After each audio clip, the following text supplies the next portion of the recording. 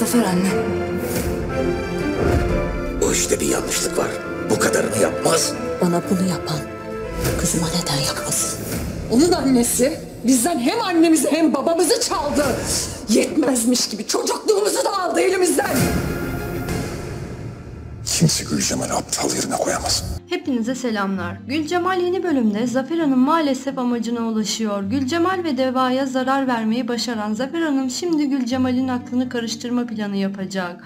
Deva başına gelenlerin hesabını sormak isteyecek. Fakat yeni bir gelişme yüzünden hesap sorulan kişi Deva olacak. Gülcemal Deva'ya güvenmeye başlamıştı. Fakat ortaya atılan bir yalan yüzünden şimdi ikili yeniden düşman gibi bakacaklar. Gülcemal Zafer Hanım'ın oyunlarına gelmesin diyenler videoyu beğensin.